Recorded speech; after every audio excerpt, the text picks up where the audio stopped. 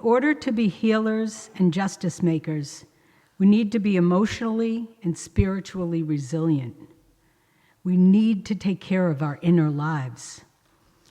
In this time of unprecedented challenge, what will we do with our feelings of fear, helplessness, and despair? Where will we find the energy and hope to keep working towards solutions without panicking or giving up? What spiritual vision and spiritual practices can sustain us so that we don't lose heart? Here is a rendition of a prayer poem composed by Francis of Assisi. Such love does the sky now pour, that whenever I stand in a field, I have to ring out the light when I get home. Experiencing our God-given preciousness is a powerful antidote to the voices that deride human beings as a cancer on the planet, a virus taking down life. The only way forward is not to feed the voice of self-hatred, but instead to listen to the voice of love that is always sounding in our hearts, and that alone can help us to imagine new possibilities, turn us around, and guide us on a different path. As I see it, all the world's religious practices, from mindfulness meditation to keeping Sabbath and practicing gratitude, are disciplines that help our hearts awaken. Here ends the reading.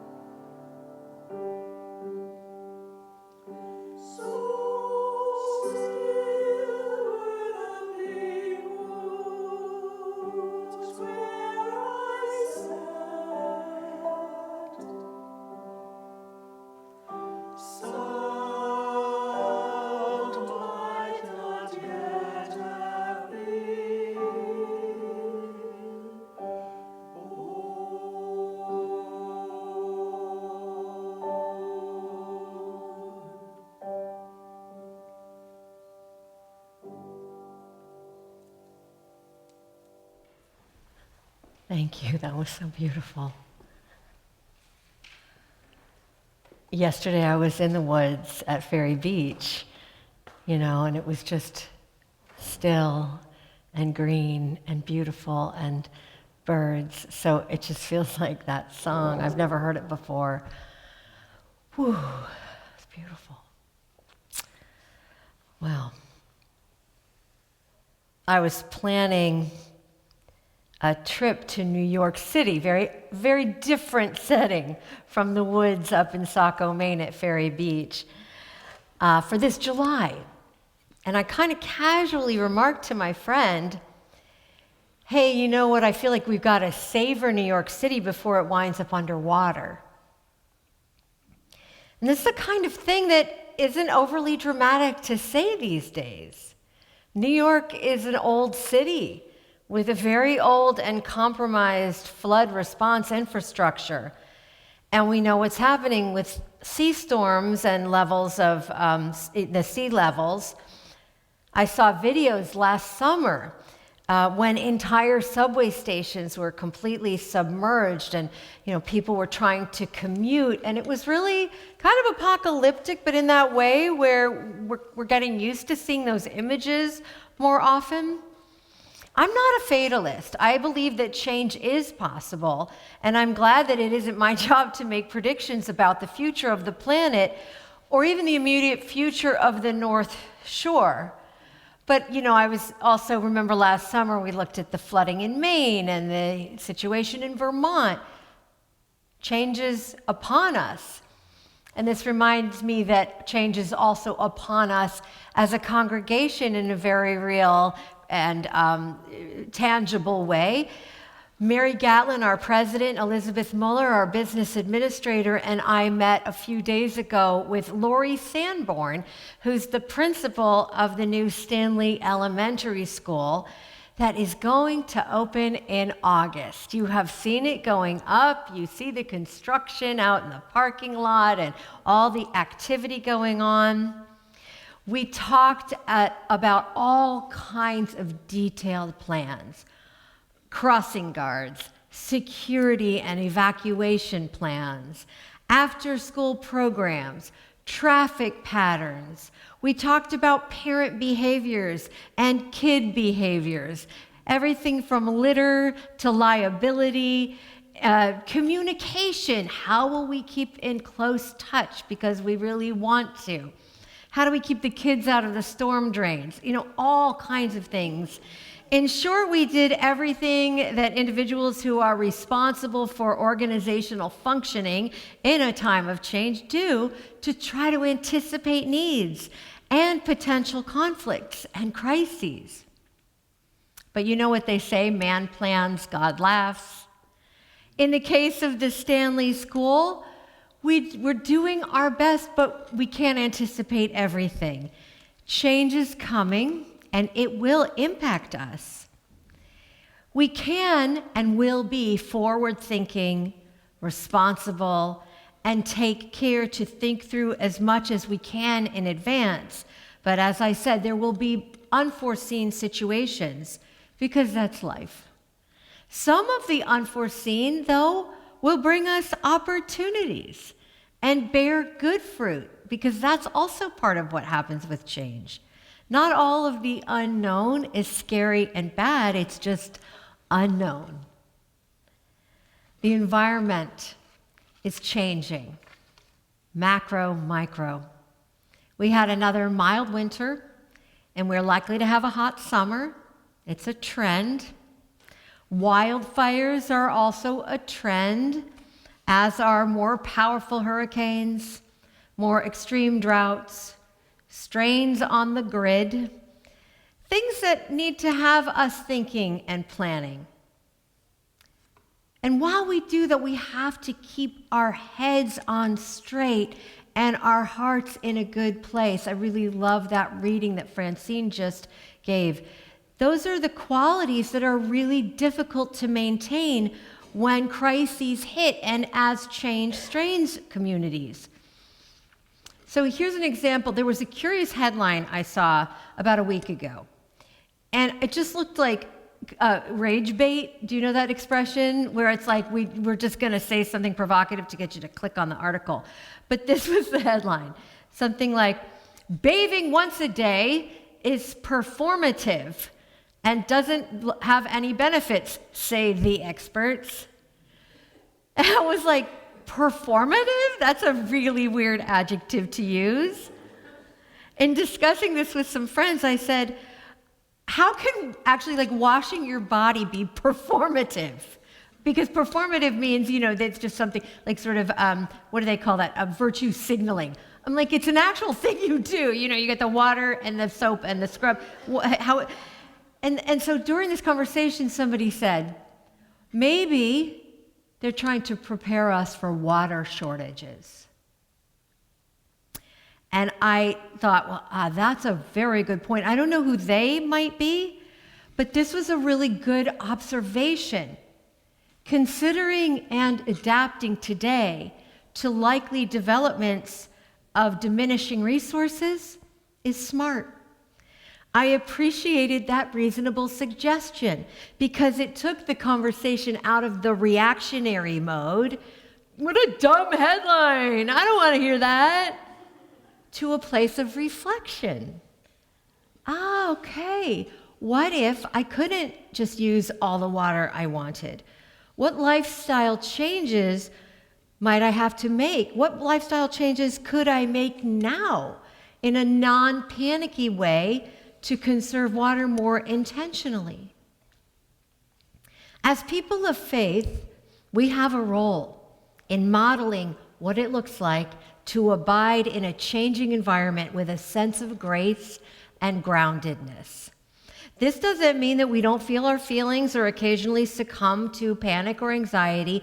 What it means is that we practice every day how to be a person and a people who observe and honor the legitimacy of our anxiety and our grief, but don't allow those qualities to direct our behavior and to manage all of our emotions. It's hard. A few years ago, I don't remember when it was, but I attended a workshop on what's called climate resiliency with Margaret Bullitt Jonas, who is the author of our reading this morning, at Rolling Ridge Retreat Center, where she shared with the attendees what she called a threefold framework for the heart, a way of holding the climate crisis in a way that helps us to respond wisely and creatively to the challenges we face. She talked about sketching a spiritual journey in which we cultivate, and this is the threefold structure, an awakened heart, a broken heart, and a radiant heart. So here I'm going to use her words and her teaching to explain what she means by those three things. So beginning with an awakened heart, I think you can probably figure out what that means. An awakened heart is one that more and more deeply, more and more frequently, and more consciously is attuned to love. A person with an awakened heart is someone whose heart is repeatedly touched by, and these are her words, by a boundless love that seems to well up from nowhere or that unexpectedly shines out in the world around. A person with an awakened heart is someone who's learning to see themselves and others and all creation with eyes of love. This is when we perceive the beauty and preciousness of God's creation and experience in response gratitude, wonder, amazement, and awe. And this is, I think, sometimes the hardest part. We discover how cherished we are as creatures who are part of that creation. So that's the awakened heart. The second part is the broken heart. And she says, as we walk forward with awakened hearts, we experience brokenheartedness. None of us wants to move into this second stage of the journey. And she says, there's a lot of reasons that we repress and fear our grief. But she worked with the Buddhist teacher Joanna Macy, who points out, we don't want to feel pain. This is a very Buddhist insight. We don't want to look morbid. We don't want to be a bummer. We don't want to seem weak and emotional. But we feel pain for the world. We can't help it, and no one is exempt from this because we're part of the whole. And the suffering that goes on in one place ripples out across the planet. So Margaret asked us, as you consider the suffering caused by climate change, where do you feel the grief?